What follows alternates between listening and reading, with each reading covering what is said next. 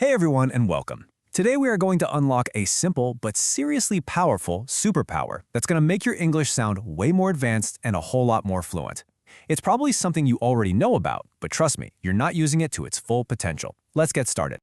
Okay, so first things first, let's look at a super common problem. A lot of us can make good, correct sentences, but when you string them together, something just feels off. It doesn't quite flow. Let me show you exactly what I mean. So on the left, you've got this. I like history. I read a lot. I don't have much time. You hear that? It's correct, sure, but it sounds kind of choppy, almost like a robot talking. Each idea is its own little island. But now, look over on the right. With just two tiny words, everything changes. I like history, so I read a lot, although I don't have much time. See? All of a sudden, it's smooth, it's sophisticated, and it tells a way more interesting story. That right there is the power we're going to tap into today. So what is this magic ingredient? Well, it's all about using connectors. Let's really break down what these things are and why they are so crucial for leveling up your English. Connectors are pretty much what they sound like. They connect two ideas. I want you to think of them as bridges. Without a bridge, your ideas are just stuck on their own. But when you build one, you create this incredible, seamless flow of thought that guides whoever is listening or reading right along with you. They're the secret sauce for building more complex, more intelligent arguments. You might be thinking, okay, I get it, they make things sound better, but is it really a superpower? Oh yeah, it absolutely is. Let's quickly go over the key benefits and you'll see exactly why.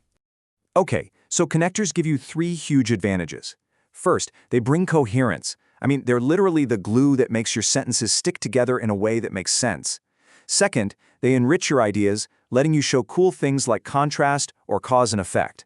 And finally, and this is a big one, using them correctly is a massive signal to anyone listening that you really have a strong, advanced command of English. Now for the good news. You do not need to memorize like 100 different words right now. The best way to start is to organize them into a simple little toolbox with three main families. This makes them so much easier to remember and just pull out when you need them. All right, our first group is what I like to call the and more family. These are your go-to words whenever you want to add another piece of information, build on a point you're making, or just explain the order of how things happened. So here are a few key players. Furthermore is great for more formal writing. It just sounds a bit more academic when you want to add a really strong related point. Also is your everyday workhorse, super common and flexible. And then of course you've got your sequencing words, first, next, finally, which are absolutely essential if you're telling a story or giving instructions. Next up, our second group, the But Wait Clan. I love these ones. These are all about introducing an unexpected twist, a contradiction, or an opposing idea. They add some real spice and depth to what you're saying. These are all about creating a powerful contrast. However, is that classic way to pivot between two different sentences. Although is perfect for presenting two opposing ideas in the very same thought, and despite is fantastic. It shows real determination. It tells you that something happened in spite of a challenge. Using these really makes your arguments feel so much more balanced and thoughtful. And finally, we have the why team.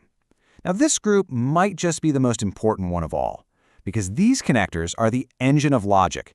They help you explain the reasons for things and the consequences of actions. This is all about cause and effect. Because is simple, direct, it answers the question why.